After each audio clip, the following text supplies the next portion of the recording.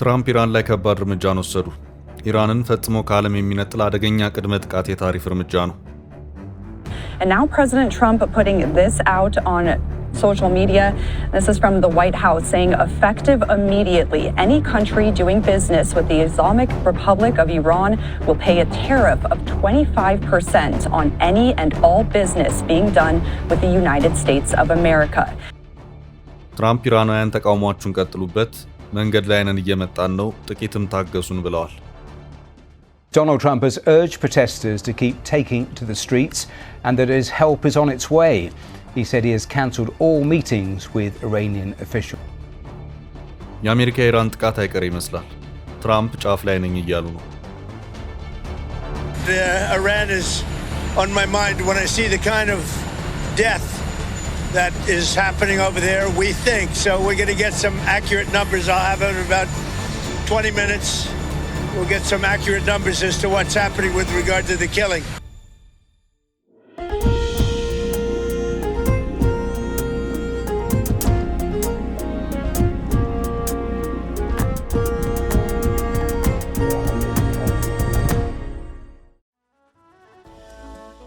የኢራን ህዝባዊ ተቃውሞ አሁንም ተጋግሎ እንደቀጠለ ነው። ህዝቡም በተቃውሞ ቀጥሏል። መንግስትም የሚወስደው እርምጃ የከፋ ሆኗል። እንደ አሶሺየትድ ፕሬስ ዘገባ ከሆነ እስካሁን ባለው ሁኔታ 2500 ሰዎች ህይወታቸውን አጥተዋል። ምዕራባውያኑ ሀገራት በሚዲያው ጦርነት ይህንን የኢራን ተቃውሞ እያቀጣጠሉት ይገኛሉ። ትራምፕ ጥቂት ታገሱኝ እየመጣው ነው ሲሉም የኢራንን ህዝብ ለማገዝ ጫፍ ላይ የደረሱ መሆኑን አመላክተዋል። ትራምፕ በጋዜጣዊ መግለጫቸው ሄልፕ ኢዝ ኦን ኢትስ ዌይ ወይም እገዛው መንገድ ላይ ነው፣ ጫፍ ላይ ደርሷል ሲሉም ነው የተናገሩት። ይህንን ንግግራቸውን የሰሙ ሰዎች ትራምፕ በማናቸውም ሰዓት በኢራን ላይ ከባድ የሚባሉ ወታደራዊ ጥቃቶችን ሊሰነዝሩ ይችላሉ እያሉ ይገኛሉ። Donald Trump has urged protesters to keep taking to the streets and that his help is on its way. He said he has cancelled all meetings with Iranian officials. ትራምፕ አሁን ያለውን የኢራን ህዝባዊ አብዮት በመጠቀም የኢራንን መንግስት ለማስወገድ የቻሉትን ሁሉ በማድረግ ላይ ሲሆኑ የሀገሪቱን መንግስት እስትንፋስ የሚያሳጣን ያሉትን አንድ ከባድ እርምጃን ይፋ አድርገዋል። የአዲሱ የትራምፕ እርምጃ ኢራንን ከፍተኛ ባለስልጣናት ክፉኛ አስደንግጧል። ትራምፕ አሁን ይፋ ያደረጉት እርምጃ እስከዛሬም ድረስ በኢራን ላይ ተከታታይነት ያላቸው ማዕቀቦች የጣሉት የአሜሪካ መሪዎች ያላደረጉትና እጅግ አደገኛ የተባለለትም ነው። ይህም እርምጃ ከኢራን ጋር የሚገበያዩ ሀገራት ላይ 25% ታሪፍ መጣልን የሚመለከት ነው።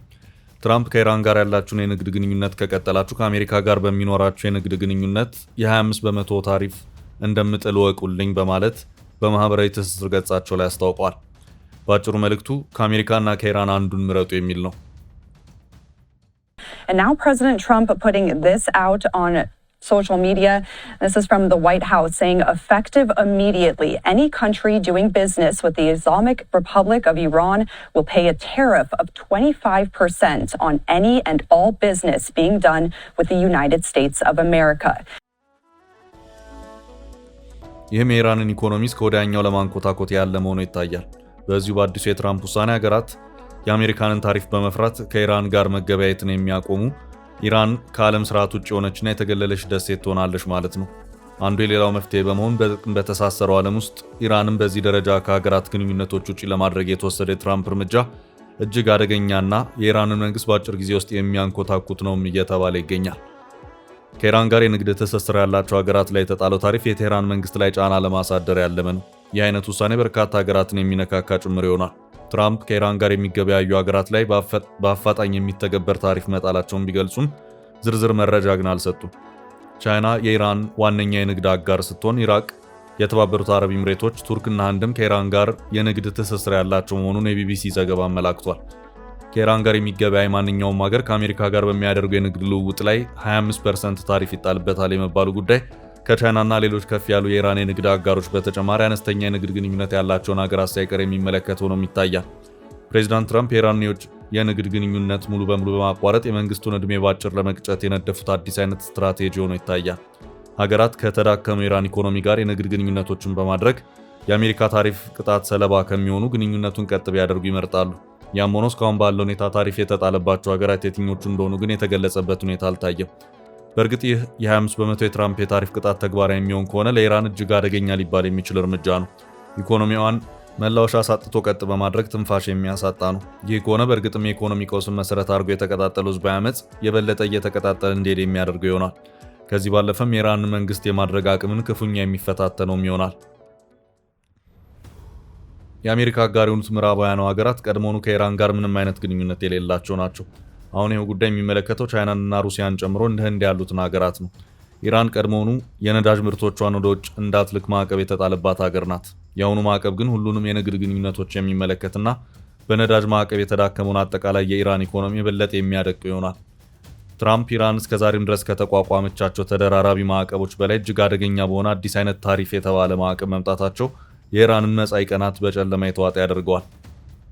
ነገሩ ከዚህ ባለፈም ህዝባዊ አመጹን ተከትሎ ትራምፕ የጥቃት ዛቻንም ደጋግመው እያሰሙ ይገኛሉ።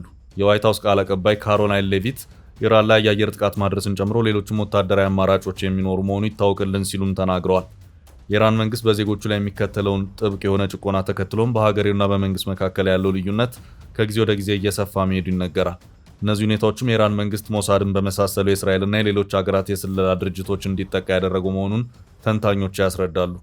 ባለፈው የእስራኤል ኢራን የ12 ቀናት ጦርነት ወቅትም እስራኤል ገና ጦርነቱ በተጀመረ በቀናት ልዩነት ውስጥ የሀገሪቱ ከፍተኛ የጦር አመራር በነበሩት ቁልፍ ጀነራሎች ላይ የወሰደቻቸው አፋጣኝ ወታደራዊ እርምጃዎች ከዚሁ ጋር በተያያዘ መሆኑ ይነገራል። በኢራን መረጃዎች እየሾለኩ ሁሉም ነገር አስቀድሞ በሌሎች ኃይሎች እጅ የመድረሱን ጉዳይ ከሌላ ከማንም ሳይሆን በራሱ በመንግስት ውስጥ ባሉት አመራሮች መሆኑም በስፋት ሲነገር ቆይቷል። በዚህም በአሁኑ ሰዓት የኢራን መንግስት የቀደመውን ጥንካሬውን አጥቶ ባዶ ቀፎን ይገኛል በማለትም ራሱን በራሱ ጠልፎ እየጣለ ያለ መንግስት ነው እያሉትም ይገኛሉ። የኢራን መንግስት ውስጡን ተሸርሽሮ መበላት ሰርግና ምላሽ የሆነላቸው ፕሬዚዳንት ዶናልድ ትራምፕ እና ጠቅላይ ሚኒስትር ቤንያሚን ኔታንያሁ በኢራን ጉዳይ ደጋግመው እየተገናኙ ሲመክሩም ከርመዋል።